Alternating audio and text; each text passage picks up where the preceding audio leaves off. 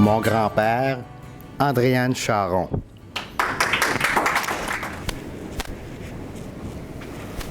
Monsieur le maître de cérémonie, collègues Toastmasters, chers amis, je vous donne un choix.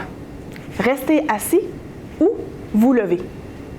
Alors, tous ceux qui décident de se lever, je vous invite à vous lever.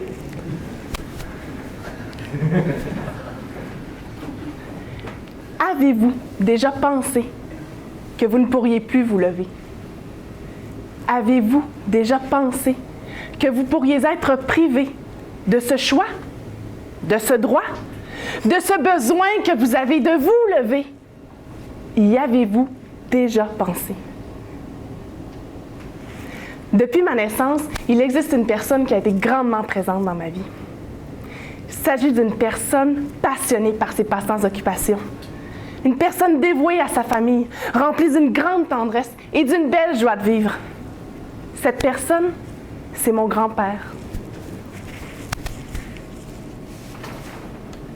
C'est mon grand-papa Georges. À l'automne, il venait nous rejoindre, il venait nous aider à préparer le terrain pour l'hiver, à monter l'abri d'auto, à abrier les arbres pour pas qu'il n'ait froid et à ramasser les feuilles.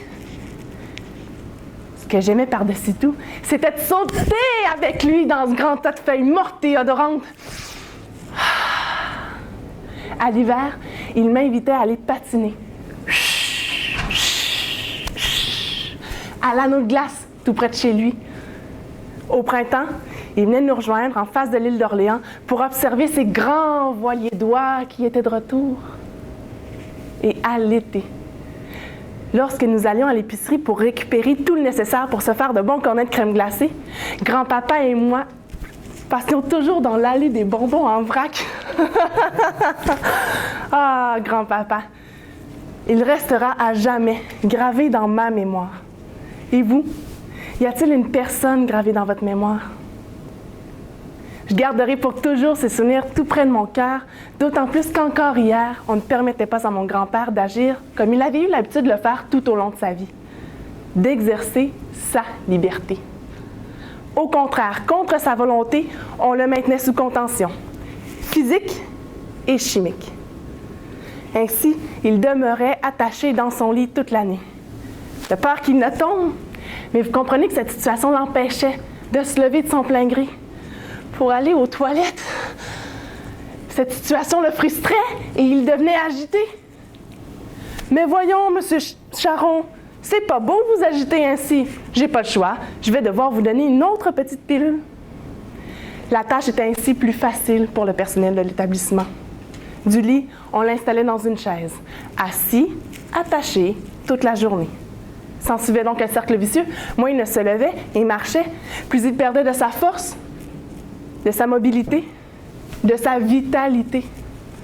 Introduit dans un milieu qui lui était complètement étranger et qui s'apparentait bien plus à un hôpital qu'à un réel milieu de vie, il l'attendait. Telle était devenue la réalité de mon grand-père. Il l'attendait. Un sourire. Il l'attendait. Une présence. Et il l'attendait encore. De la chaleur humaine. Il ne lui restait que la prière pour implorer la mort qui est finalement venue le chercher le 1er avril 2011. J'avais de la peine de voir mon grand-père dans une telle situation, lui qui avait tout donné aux autres tout au long de sa vie. La situation me choquait. Je ne pouvais me résoudre à le laisser dans cet établissement pour les derniers moments de sa vie.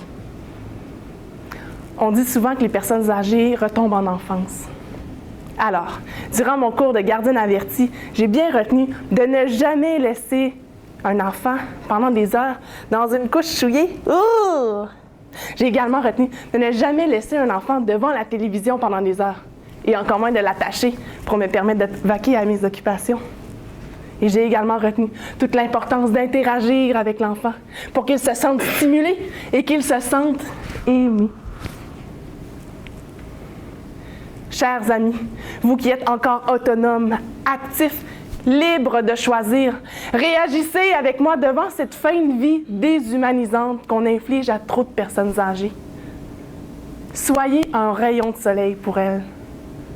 Traitez-les comme vous aimez qu'on traite les enfants, aux petits oignons. Si je réussis aujourd'hui à vous convaincre d'être plus à l'écoute et présent pour vos personnes âgées, votre conjointe, un ami, un parent, si je réussis aujourd'hui à vous convaincre de toujours considérer les personnes âgées dans vos décisions tant personnelles que professionnelles, si je réussis aujourd'hui à vous convaincre de contribuer dès aujourd'hui à bâtir des milieux de vie dans lesquels il fait bon vieillir, alors j'aurai réussi à faire quelque chose pour toutes ces personnes âgées qui nous entourent. Et ce qu'aura vécu mon grand-père durant les derniers instants de sa vie n'aura pas été vain. Merci de m'avoir.